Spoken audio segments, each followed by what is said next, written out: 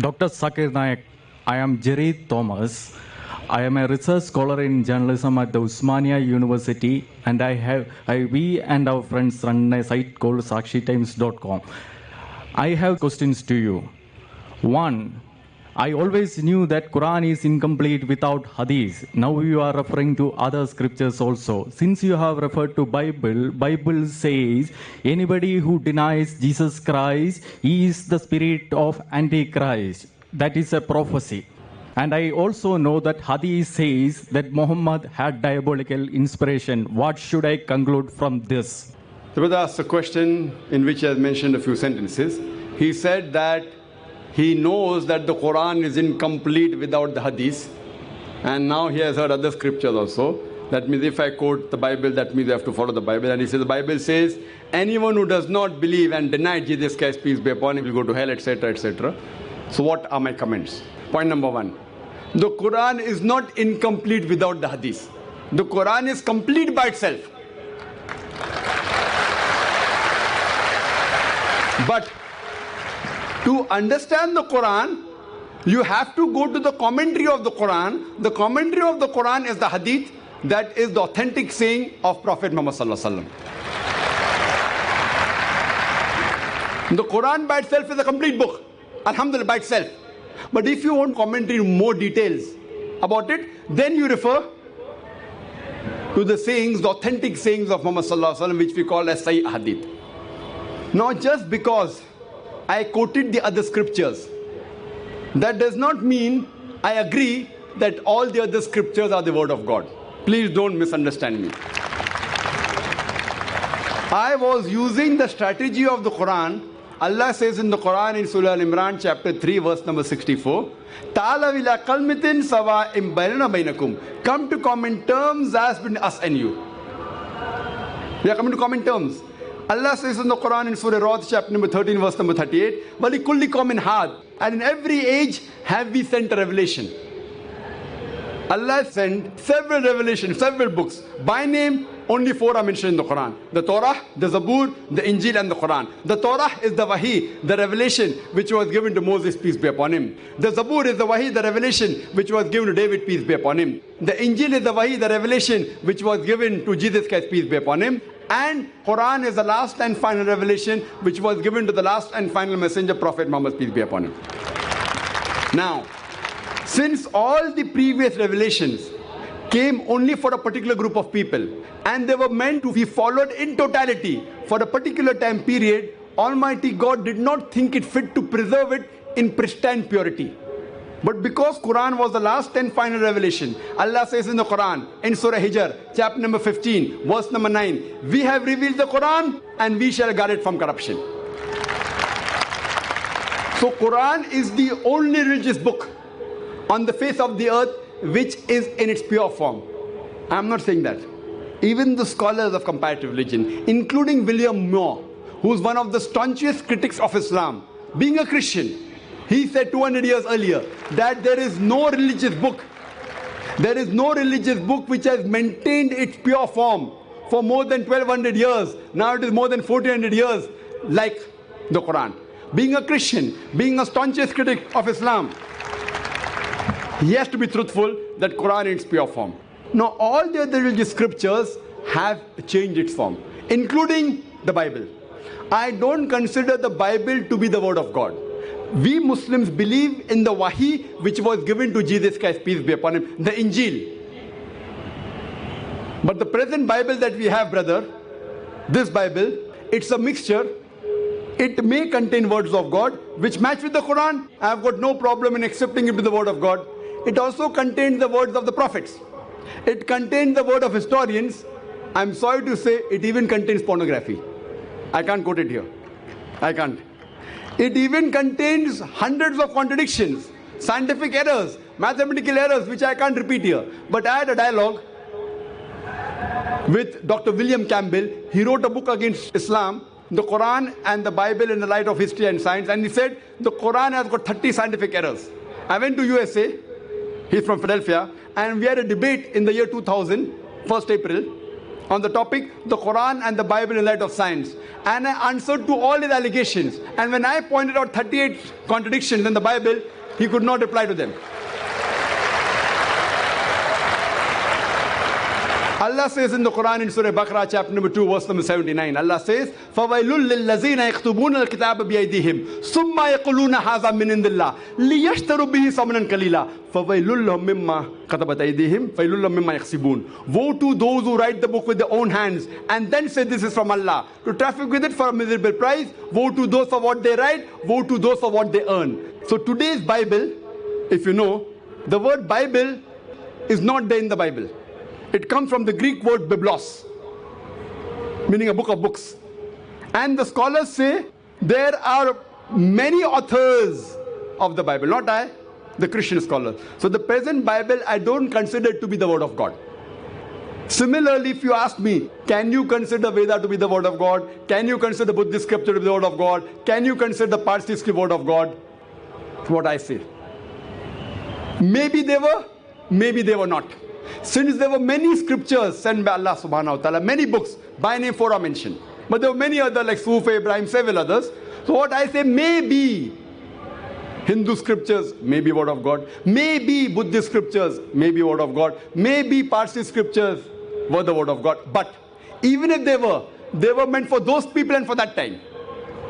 Today, you have to follow the last and final revelation, that's the glorious Quran. So any human being, whether living in India, in America, in Canada, in UK, in Singapore, in Saudi Arabia, all the human beings in the world should follow the last and final revelation, the glorious Quran, and the last and final messenger, Prophet Muhammad, peace be upon him. I am not saying Hindu scripture is the word of God. Even if it was meant for those people and for that time.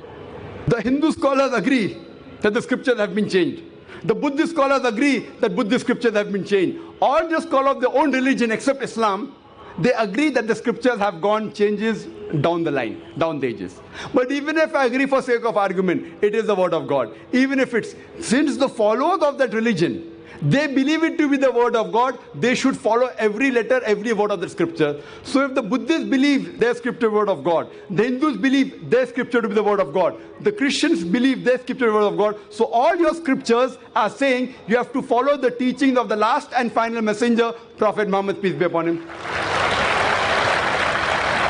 So since you consider it to be the word of God, I say maybe it is, maybe it is not.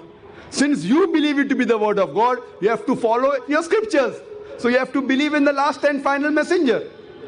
As I mentioned in the Bible in the Gospel of John, chapter number 16, verse number 12 to 14, Jesus Christ, peace be upon him, says, I have many things to say unto you, but ye cannot bear them now. For he, when the Spirit of truth shall come, he shall guide you unto all truth. He shall not speak of himself. All that he hears shall he speak. He shall show you things to come. He shall glorify me. Who is this person? Muhammad sallallahu alaihi wasallam. Was there any religious person who has glorified Jesus Christ, peace be upon him, besides Muhammad sallallahu alaihi wasallam? You rightly said that anyone who denies Jesus Christ, peace be upon him, will go to hell. You said. I agree with that statement. I agree. No Muslim is a Muslim if he does not believe in Jesus Christ, peace be upon him. And we have to say peace be upon him. You may say Jesus. I cannot say. I have to say peace be upon him. If I, as a religious person, if I do not add peace be upon him, I'll be kicked out. A layman can do that. I have to add peace be upon him. So, no Muslim is a Muslim if he does not believe in Jesus Christ, peace be upon him. We believe that he was one of the mightiest messengers of Allah subhanahu wa ta'ala. We believe that he was born miraculously without any male intervention, which many modern Christians do not believe. We believe that he gave life to the dead with God's permission. We believe that he healed those born blind and lepers with God's permission. The Muslims and the Christians are going together. But I know what you mean. When you mean believe in Jesus Christ, you mean, what do you mean? Believe is God, correct? Can you on the microphone? When you say believe in Jesus Christ, means what? Believe in the Prophet? I believe this statement that I am the way, the truth, and the life. What does it mean? It means that he is the incarnate God. Brother has followed this question. John chapter, the same. I will give you the reference. I will give you the reference also, no problem. What is the reference? John chapter 14, you can refer. Verse number? I have the Bible, I can tell you. John chapter 14, verse 16. So, Not 16, verse number 6. It's not 16. sorry, Mr. Naik, you don't have to teach me Bible. You just tell whatever. Your misrepresentations will be answered in our side. That's right. Brother, you are not quoting. You have the Bible in your bag. Correct? You take out the Bible from your bag and you're quoting Gospel of John, chapter number 14, verse number 6. It's not 16.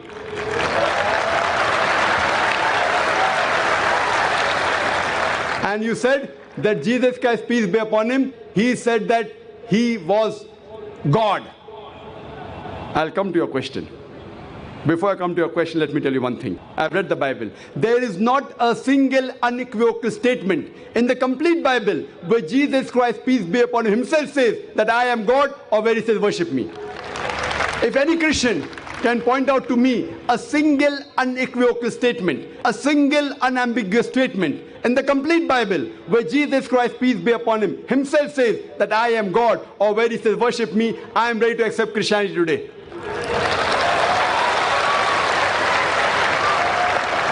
I am not speaking on behalf of my other Muslim brothers. I am putting my head on the guillotine. I am afraid of comparative religion. You have read the Bible, even I have studied the Bible. You say that I should not teach you the Bible. Jesus Christ, peace be upon him, says, seek ye the truth and the truth shall free you. I will inshallah show you the truth and the truth shall free you today, inshallah. As I mentioned earlier, there is not a single unequivocal statement in the complete Bible where Jesus Christ, peace be upon him, himself says that I am God, or where he says worship me. In fact, if you read the Bible, Jesus Christ, peace be upon him, himself says, it's mentioned in the Gospel of John, chapter number 14, verse number 28. He said, my Father is greater than I. Gospel of John, chapter number 10, verse number 29. My Father is greater than all. Gospel of Matthew, chapter number 12, verse number 28. I cast out devils with the Spirit of God. Gospel of Luke, chapter number 11, verse number 20. I, with the finger of God, cast out devils. Gospel of John, chapter number 5, verse number 30. I can of my own self do nothing. As I hear, I judge, and my judgment is just. For I seek not my will, but the will of my Father. Anyone who says I seek not my will, the will of Almighty God, is a Muslim. Jesus Christ, peace be upon the Muslim. He never claimed divinity. It's clearly mentioned in the book of Acts, chapter number 2, verse number 22. It says that ye men of Israel, listen to this. Jesus of Nazareth, a man approved of God amongst you, by wonders and miracles and signs, which God did by him, and you are witness to it.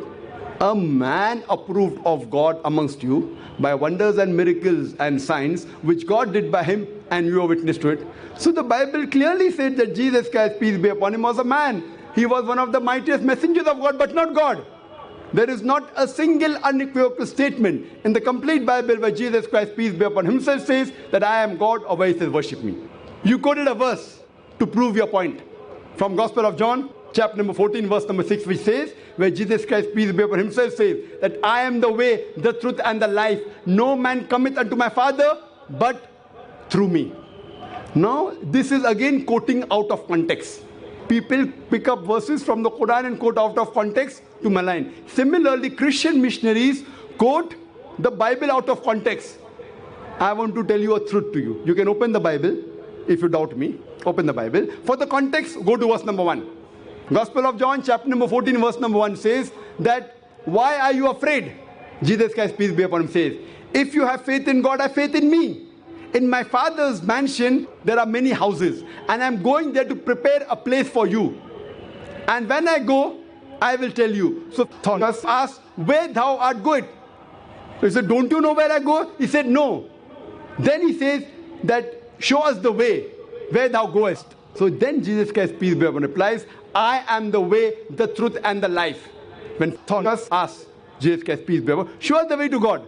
Then Jesus Christ, peace be upon him, replies, I am the way, the truth, and the life. No man cometh unto thy Father but through me. We agree at the time of the messenger. Every messenger was the way, the truth, and the life. No man came unto God but through the way of that messenger. At the time of Jesus, I agree with the Bible that Jesus Christ, peace be upon him, he was the way, the truth, and the life. No man came unto Almighty God but through the teachings of Jesus Christ, peace be upon him. At the time of Moses, Moses was the way, the truth, and the life. No man came unto Almighty God but through the teachings of Moses, peace be upon him.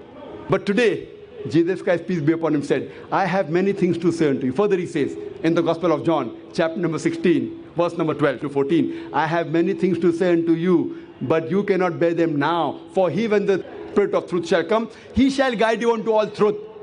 He shall not speak of himself, all that he hears shall he speak. He shall show you things to come. He shall glorify me. At today's time, the messenger, Prophet Muhammad, peace be upon him, is the way, the truth, and the life. No man cometh to Almighty God but through the teachings of Prophet Muhammad, peace be upon him.